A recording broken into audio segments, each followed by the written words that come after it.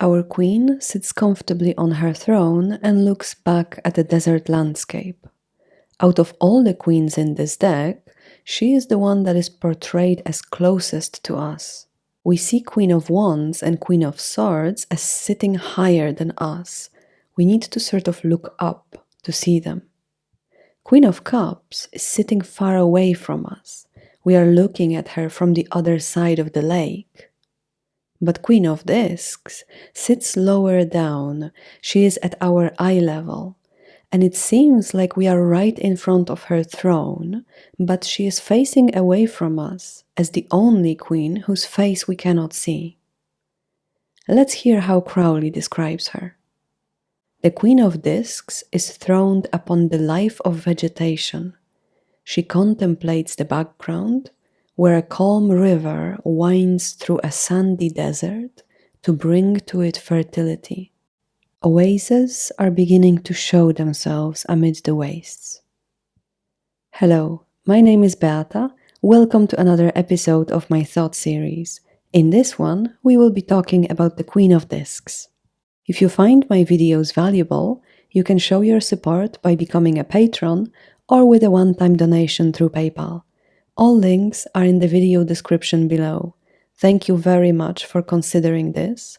Your support will allow me to continue making these videos for you. Okay, let's get back to the Queen of Discs now.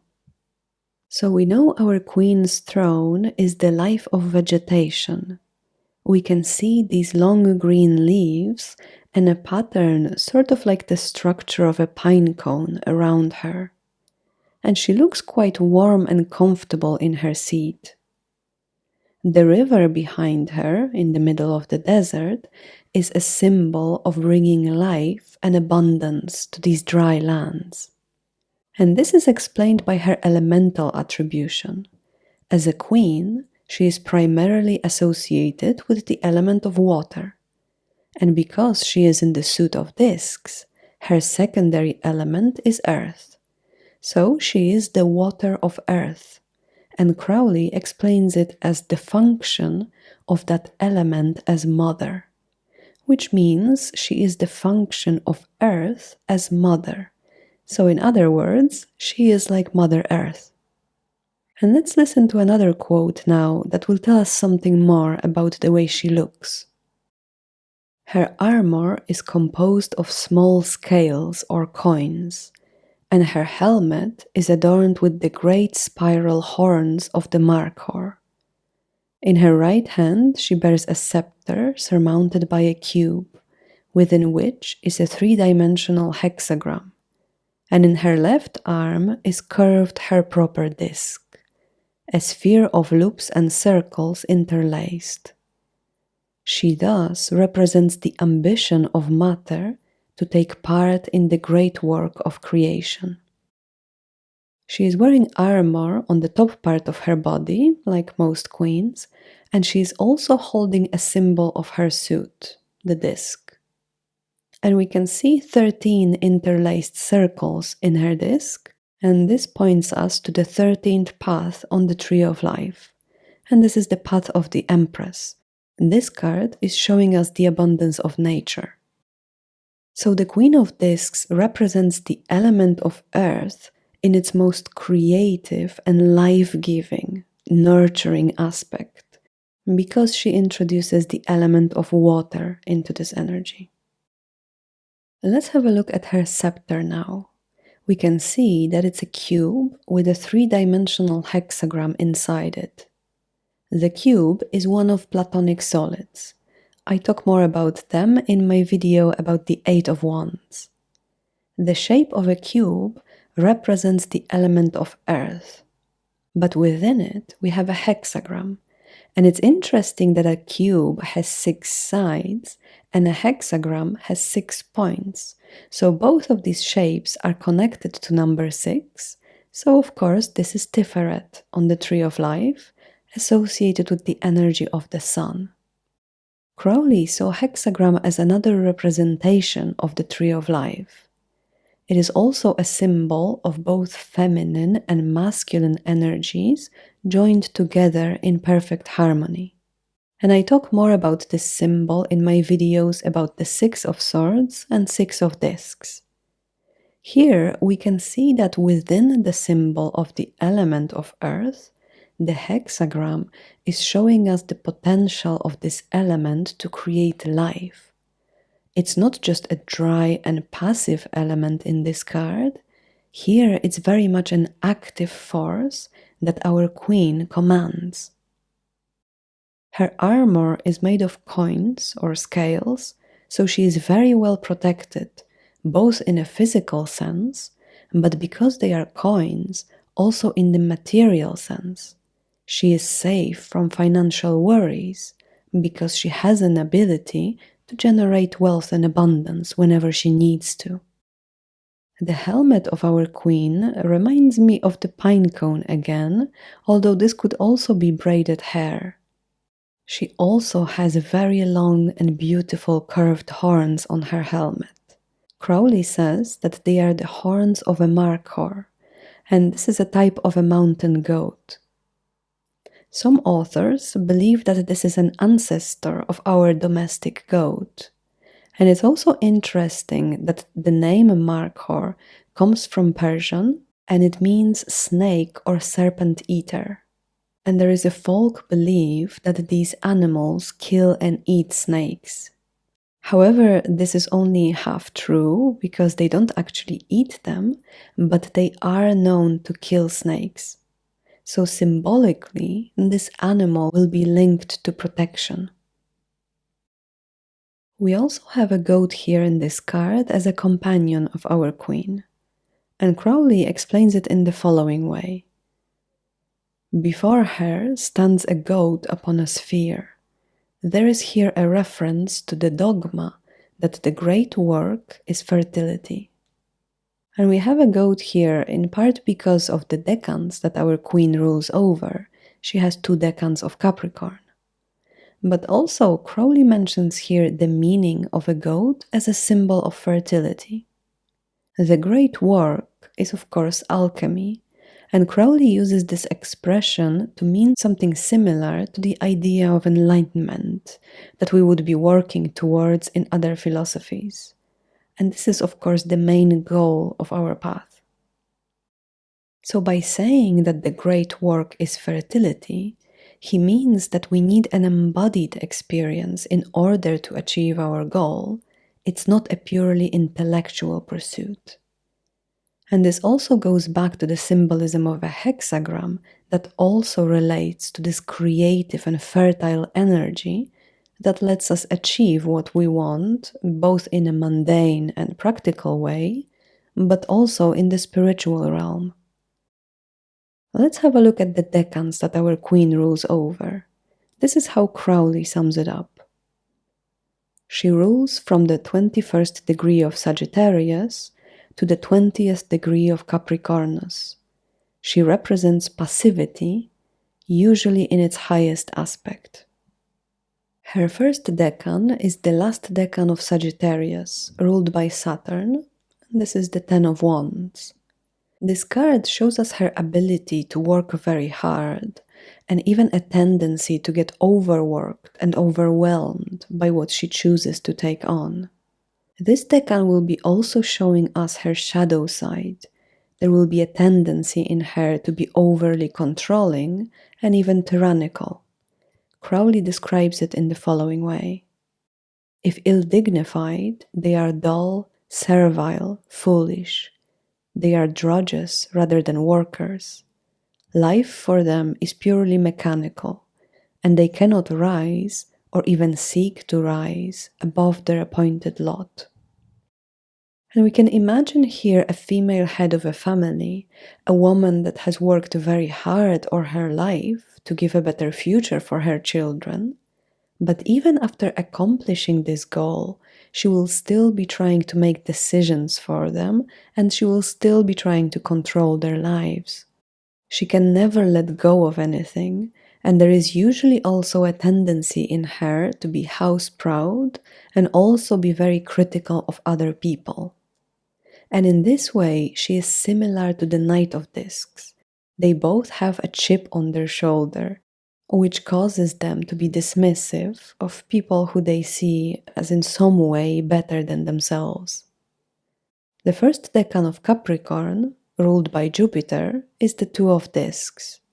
Our queen is very much in touch with the rhythm of nature, with the changing seasons. She understands how our world is in a constant state of change, and she can use it to her advantage. She has a certain instinct for knowing exactly what to do, and this decan will also sometimes bring changeability to her character. She will be able to adjust to any situation, but she might also get a bit moody at times.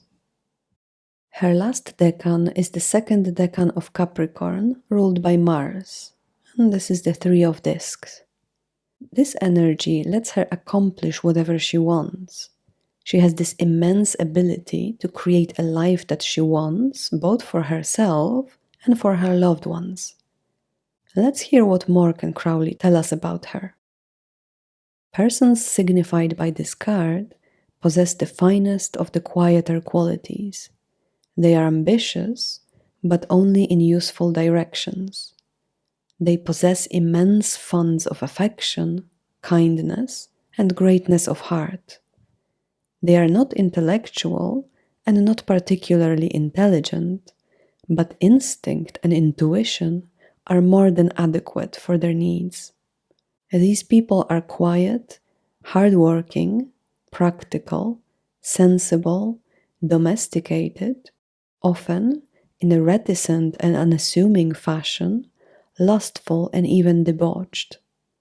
They are inclined to the abuse of alcohol and drugs. It is as if they could only realize their essential happiness by getting outside themselves. So we can see that our queen can be loving and caring, even though she is not an overly emotional person.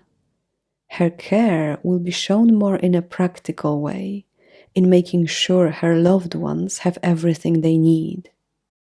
And it's also because of the fact that she is not very much in touch with her emotions that she will have a tendency to reach for alcohol or drugs to help change her mood. And we need to remember that the existence of a tendency in someone's character doesn't mean that it has to manifest. Our task is always to work within the gifts and also the limitations of our character. This will allow us to figure out a healthy way to realize our true potential in life. Now I'm going to tell you a bit about how to interpret this card in divination. The Queen of Discs is someone who works very hard for what they want in life, and she is also very caring towards her loved ones. She makes sure that her family have what they need, even at the cost of being overworked. And she has a very nurturing and kind energy, but in some cases she can also become overbearing and can even become a tyrant. She is not really in touch with her emotional side. She might be pushing her emotions away, and this can sometimes cause her to become moody, changeable, or melancholic. In work-related readings, this card can show a work colleague or a boss who is quite domineering and who enjoys having this bit of power over others. This can be a good employee, though, because this person is hardworking and they are also very capable in their field. In terms of jobs that she could be doing, I can definitely see her in a typical office job, something like accountancy, administration, HR. And she would also be very good as a teacher, especially with smaller children. She also has a big connection to nature and vegetation, so she could also be a nutritionist or a herbalist. And she is definitely someone who enjoys working in her garden, or maybe she just has a lot of houseplants and herbs in her apartment. In relationships, the Queen of Discs can be a very good and reliable partner. She will always think about her family first. She is very thoughtful and kind, and she will definitely be amazing at the practical side of caring for her family. She has a very motherly energy, and she can be a very strong female head of a family. If the Queen of Discs shows up in your reading as advice, it will tell you to take matters into your own hands. Create the result that you want to see. Use your power and your influence over others to get to your goal. This card can also be telling you to care for others and offer your help and advice if this applies to your question. As an obstacle, on the other hand, this card will show you that you are being too controlling. You are trying to make the decisions for everyone else around you, and maybe you should take a step back and let others decide for themselves. Don't interfere in other people's business. Even if your intention is just to help, it can be seen quite differently from the other person's perspective.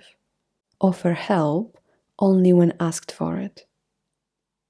I have to admit, it was quite difficult for me to find some movie characters that fulfilled this archetype, and I think it's just because we still don't have enough spectrum of female characters in movies. One character that may be slightly obscure is Meg Muldoon, played by Frances Fisher in season 4 of The Sinner. If you haven't seen it, it's well worth a watch if you are into mystery and detective stories.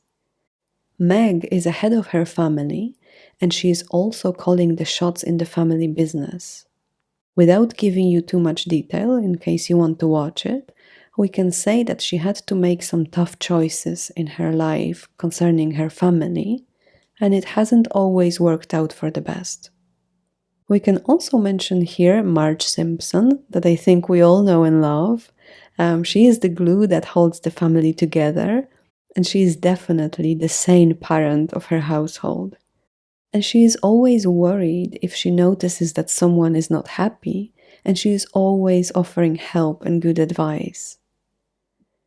Please let me know in the comments if you have any other ideas for movie characters, or maybe for famous people as well, who could also be the Queen of Discs archetype.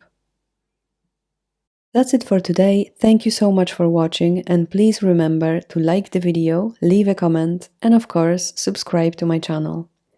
I would like to thank everyone who is already supporting the channel. I appreciate your help very much. And as always, if you find my videos valuable, you can show your support by becoming a patron or with a one-time donation through PayPal. All links are in the video description below. Thank you very much for considering this. Your support will allow me to continue making these videos for you. Once again, thank you all for today, and I will see you in the next video about the Prince of Discs very soon. Thank you, bye!